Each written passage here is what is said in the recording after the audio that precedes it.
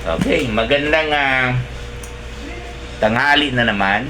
Itutuloy po natin yung itong video recording. Sorry, tungkol sa gouty arthritis. Okay, yung nakapula kanina. Nawala na siyang Valentino. Okay, buti na buhay pa siya kasi dumanang Valentine's Day ay hindi siya na-file. Mag-18 January, Dok. Next year pa daw siya mag-80. Naku, wag ba akong imbitahin yan kasi busy po ako next year January. Thank you na lang, ha. So anyway, so narinig na po ninyo yung mga bawal, ha.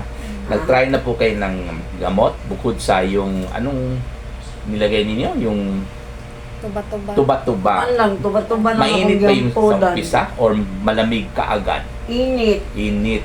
Kaya napula man siya. Then, Akong pulan, gibutangan akong dahon sa tuba-tuba. Dahon sa tuba-tuba. Oo. Ay, marag nawa. Ano yung dahon sa tuba-tuba? Ininit ninyo sa... Wala lang, ako lang Diretso yan. ginaganon lang. Oo, Tapos yan na. dapat pag ginaganon, mag-init talaga yung tuba-tuba. Ning uga. Ah? Ganang kay init man Parang- siya. parang- Parang ninggahi. Parang ginawa mo rin sa asawa mo noon, ginaganon mo, may uminit rin yun. Ha? Kay napula man siya. Huwag mo na isipin na, baka maghanap ka ng mas Wala bata daw. na Valentino. Ha? Dili na ko, Dok. Ay. Bawal po yan pag mainit at ilagay nyo doon na mainit na nga namamaga na nga at mapula na nga Tapos maglagay pa kayo ng init katulad ng yung tuba-tuba. Bawal po yan. Pero pag malamig, Malamig lang. pwede po yan. Hindi. Kasi ang cold compress ang dapat.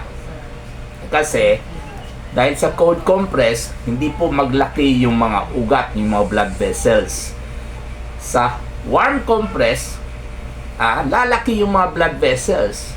At pag hindi po normal yung mga blood vessels sa banda ng rayuma, at kadalasan hindi na normal kasi lumalabas na po yung tubig na galing sa dugo. Kasi ang dugo po natin ay 55% water.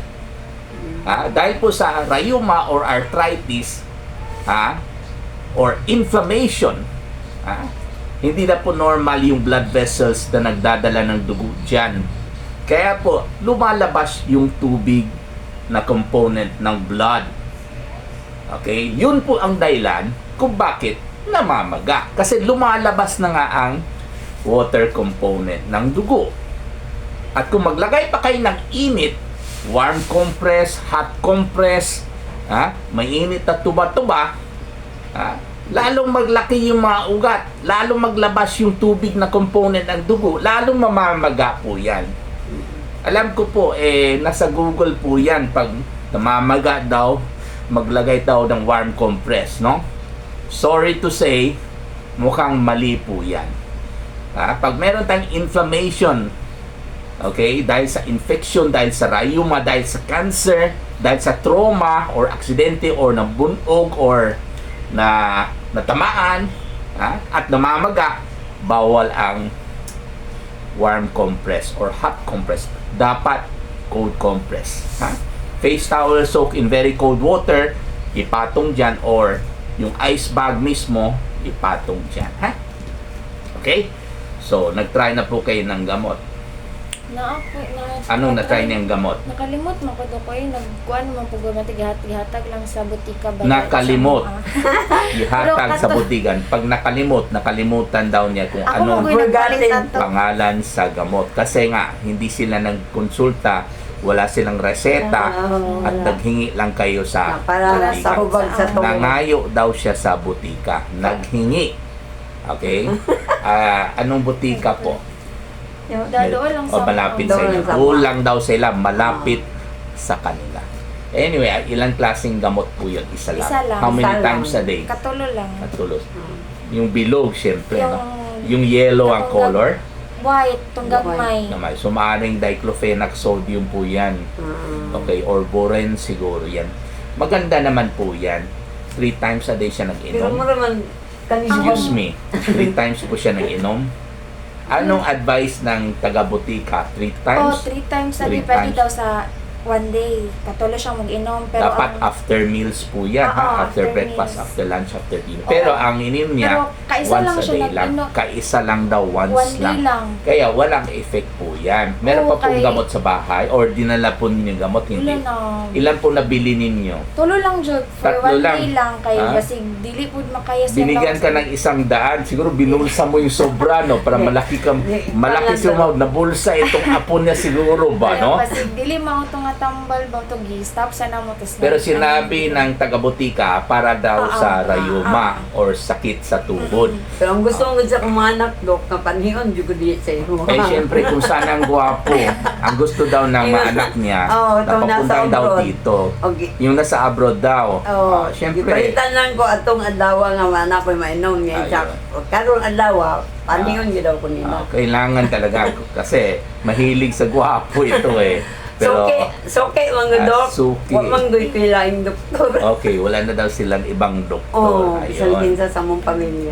Okay. So anyway, maganda yung gamot, yung maring diclofenac sodium po yan. Tingon. Yun din po ang reseta po natin. Diclofenac sodium, pero paki 3 times a day po ninyo for 5 3 days. times a day. Kasi kung once a day lang, nako, walang bisa po yan. Ha? Pero kailangan po after meals. Ha? Ah. After meals.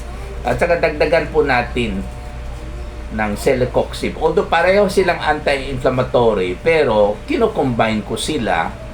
Okay, kahit pareho silang anti-inflammatory, basta hindi sila parehong laman or generic, no? Dungan pag Dungan, sabay. Sa Bisaya, dungan. Dungan sa Bisaya. Twice a day for 5 days, ha? So, nag-try na po kayo ng tramadol noon? Never heard, no?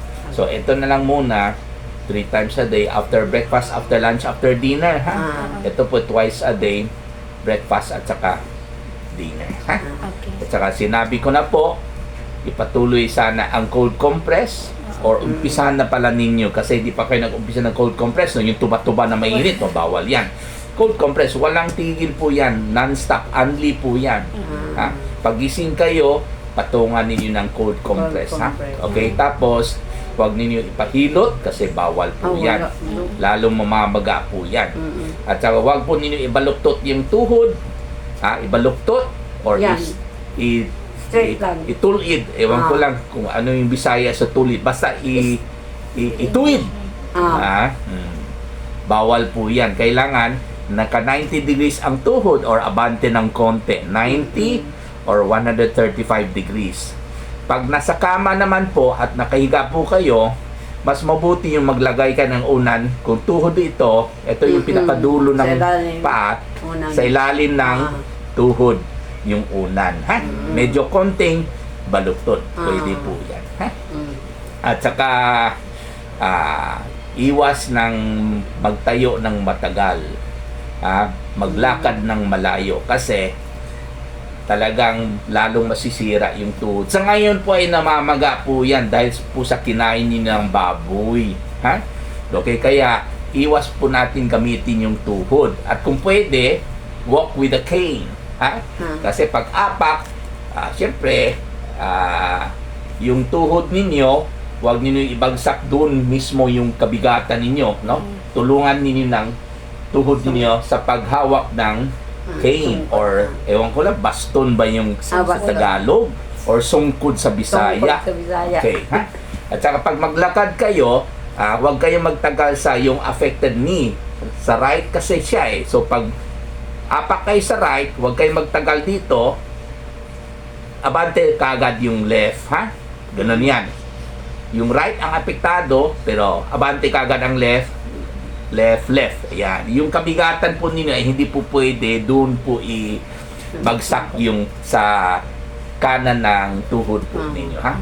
Yung bahay po ba ninyo ay second floor, third floor? May hagdan po siya? Sa baba lang ko. Third floor na. Third floor. Second floor, Pero sa kasaka ni siya. Ay, hindi ka pwede mag-akyat sa second floor. Bawal po yan. Pero saan kayo nakahiga at natutulog? Sa Sa first baba. floor lang. Ah. Bakit umakit po kayo sa second floor? Kung wala ko diferensya. Marites po kayo? Yoy, ka naman check siya mga apo sa Akala ko may kabarites ka doon eh. Naku, huwag na kayo mag-check. Hello. Huwag na kayo mag-check sa mga apo ninyo. Alam ninyo, marami kayong back subject kasi dapat Di yung man po obligasyon sa makapuyo, Dok. di daw siya makapuyo, hindi daw siya makapakali na Gusto mo nakaupo lang siya. Umahay talbaon. Yan ang gusto sa mga doktor para madaling magkasakit, ha? Matikas ng ulo ayoko ha? Pero gusto niya. Ayoko na maglakad ng lakad, ha? Magserbisyo sa apo. Naku, back subject po yan. Naku, hindi po trabaho niyan. Pagkasabi lang po sa mga magulang nila, kasama ka dyan, ha? Na dapat yung lola, pinapahinga na. Ha? Time to retire and enjoy life. Paano ka mag-enjoy kung nasa inyo pa rin ang lahat ng trabaho para maserbisyo niyo apo ninyo? Naku, mali po yan. Ha? Okay? So, kailangan magpahinga po kayo. Lalo ngayon, namamaga pa po yan sa loob. Naku, lalong hindi kayo pwede maglaba, magwalis, maglakad ng malayo, mag-akit sa taas para mag-check sa mga apo ninyo. Wala na po. Okay? So, ayoko niyan mangyari kasi ayoko talaga na bumabalik ang pasyente dito dahil hindi sila nakikinig sa akin, ha? Okay, kasi may ano ako dito. hindi kita patayin. Siguro igugunting ko niyo yung bilbil ninyo para mabawasan yung timbang ninyo, ha? Okay? So, pag sa pagkain naman, syempre, iwasan na po natin yung mga bawal, ha? So, sa akin po, sa totoo lang, although yung dating ninyo, yung kwento ninyo ay bigla at mapula at basakit at may kinain ka ng bawal the night before, of course, meron kang gouty arthritis. Pero dahil po sa edad ninyo, sa kabigatan ninyo, at saka sa galaw ninyo, I'm sure meron kayong combination ng osteoarthritis, okay, at gouty arthritis. At pareho po silang gamot, ha? Okay? Sa ngayon po, hindi na pa natin pwede ibigay yung gamot pampababa ng uric acid dahil baka mas lalong mamabaga sa loob, no? Okay, pero sa pagbaba ng uric acid, para hindi na tayo magdagdag ng gastos para sa gamot para magbaba yung uric acid, diet muna. Iwasan po natin yung mga pagkain na mataas ang uric acid na content. Okay? Maraming salamat po.